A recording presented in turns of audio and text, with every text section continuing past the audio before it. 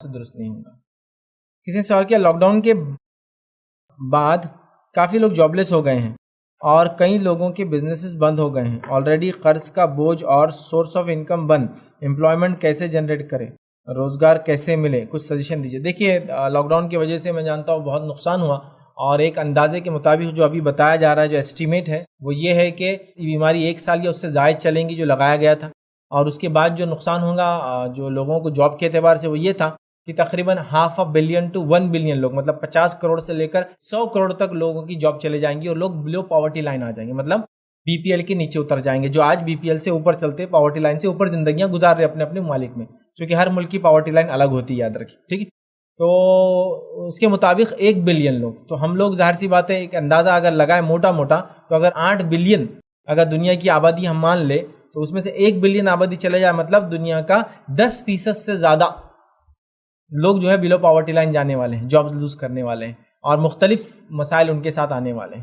تو بہرحال ایسے ماحول میں ہم کیا کریں؟ ایسے ماحول میں یہی کہوں گا سب سے پہلا کام تو یہ کرے کہ اپنے زندگی کے جینے کے معیار کو تھوڑا ہم کم کریں, پیسے کو زیادہ زیادہ بچائے, تاکہ پیسہ ہمارے لیے اور ہمارے بھائیوں کے لیے, اور دیگر بھائیوں سے مراد یہ نہیں کہ بالکل آپ کا عین پڑوسی ہو سکتا ہے, آپ جس محلے میں سب مالدار ہو, لیکن اس محلے کے بازو والا محلہ آپ دیکھیں کتنا غریب ہے نا. وہاں اگر لوگ جاب پہ نہیں ہوں گے تو کتنے مسائل آپ کے محلے کو بھی ہونے والے, چوری چکاری اور دیگر کرائمز کے نتیجے میں. تو لہٰذا ہمارے لیے بہت ضروری ہے, کیونکہ ہمارا ایک جو آج کا سماج ہے یہ ہائیلی اکنامیکل امبیلنس سماج ہے.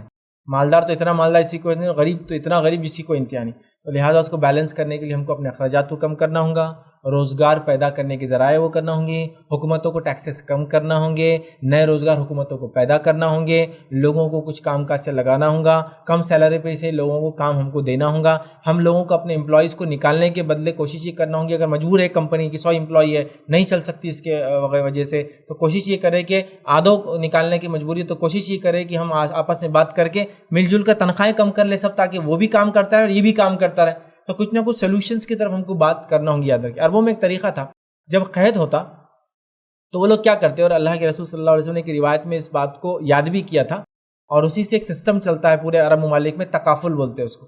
تکافل وہاں کا انشورنس سسٹم ہے, یاد رکھیے. تو تکافل کیا سسٹم ہوتا تھا کہ عرب کیا کرتے تھے, جب سوکھا پڑ جاتا تھا تو اعلان کر دیا جاتا تھا کہ سب لوگ جو کچھ ان کے پاس کھانے پینے کا علاقے ایک جگہ جمع کر دیں. تو سارے لوگ مل کر جو کچھ کھانے پینے کی چیزیں ہوتی لا کر اپنے سمجھو باس یا بیت المال بولو, جو بھی وہ کھانے کا گھر وہ جو وہاں جمع کر دیتے تھے. اور اس کے بعد ہوتا یہ تھا کہ پھر ایک ذمہ دار ٹیم جو ہے سب کو سپلائی کرتی تھی کھانا, تاکہ اس بھوکمری کے عالم میں سب کھاتے رہے. کیونکہ دیکھو کچھ لوگوں کے پاس زیادہ ہے, کچھ لوگوں کے پاس کچھ بھی نہیں ہے. جب سب لوگ لا کے جمع کر دے رہے تو کیا ہو رہا ہے, سب کو مل رہا ہے, اور پورا قبیلہ زندہ ہوتا تھا پورے اس قحط سالی میں. پھر قحط سالی گزر جاتی, پھر لوگ اپنی اپنی زندگی گزارنا چالو کر دیتے, اور اسی بیسس پہ پورے گلف کنٹریز کے اندر انشورنس چلتا ہے. تکافل میں وہ کیا کرتے ہیں سسٹم کے اندر, لوگوں سے پیسے ان کے تنخواہوں سے کاٹے جاتے ہیں ہر مہینے. مثال کے طور پر سمجھ لیجیے ایک ملک کی آبادی 1 کروڑ ہے, اور 1 کروڑ آبادی کے تکافل کا سسٹم یہ ہے کہ ہر آدمی اپنے تنخواہ میں سے 10 ریال ہر مہینے وہ تکافل کے اندر ڈراپ کر دیں گا.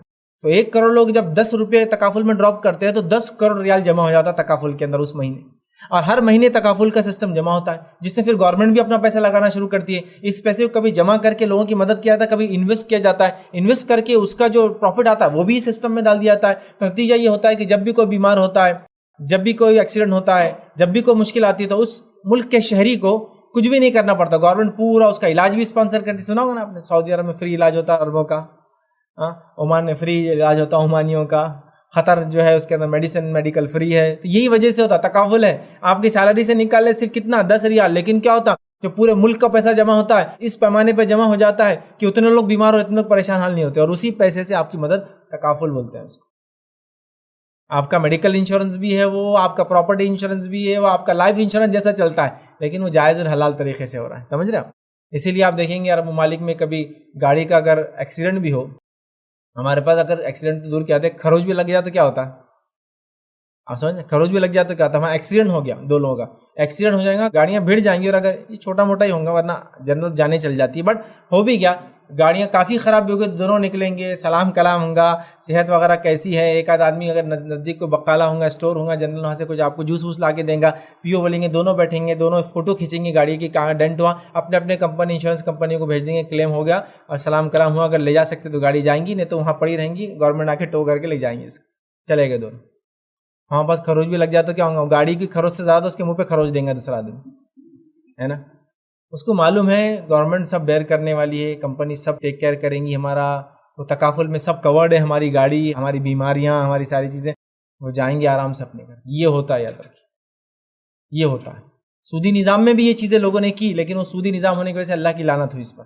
لیکن جب اس کو آپ اس طرح سے کریں گے تکافل وغیرہ کے بیسس سے بہت اچھا ہے. تو لہٰذا میں کہوں گا کہ ہم لوگوں کو اب ضرورت ہے کہ ہم لوگ نظر رکھیں ایسے لوگوں پر جن کی نوکریاں چلی گئی، ان کو کہیں لگا سکتے اپنی وسیلوں سے لگا لیں، اپنے انکم میں سے کوئی ایک حصہ ان کو دیتے رہے، صدقات کو تھوڑا ہاتھ کھول دے، بڑھا دیں، تاکہ زیادہ سے زیادہ صدقہ دیں گے ہم لوگوں کی زیادہ زیادہ مدد ہوں گی، لوگ اوپر آئیں گے. اور کچھ نہ کچھ کر کے اس حال سے ہم کو نکلنا ہے. اور جو دانشور قوم کے بڑے لوگ ہیں وہ اس کے لیے کوئی اسٹریٹجی، کوئی پلاننگ بنائیں. ظاہر سی بات ہے ہم جیسے لوگ تو خالی مقرر ہے، لیکن وہ لوگوں کے پاس زیادہ عقل سمجھ ہوتی ہے، وہ جانتے ہیں دنیا میں کیا چل رہا ہے. وہ کچھ ایسی پلاننگ کریں جس پلاننگ کے تحت انشاءاللہ عزیز ان لوگوں کی مدد ہو سکے جو بے روزگار ہو چکے ہیں، خاص طور سے اس پینڈیمک میں. اور ایک بار یہ وقت انشاءاللہ گزر جائیں گا تو حالات دھیرے دھیرے کر کے صحیح ہو ہی جائیں گے. تو بہرحال ہم کوشش کریں اور یہ سسٹم کو ہمیشہ اپنے سماج میں رکھیں تاکہ ہمارے سماج میں کوئی انسان جو ہے پریشان نہ ہو. نوکری کے لیے، مال کے لیے، پیسوں کے لیے، اور اس کے لیے یہ سسٹمز کو قائم کرنا بے حد ضروری ہے. یاد رکھیں.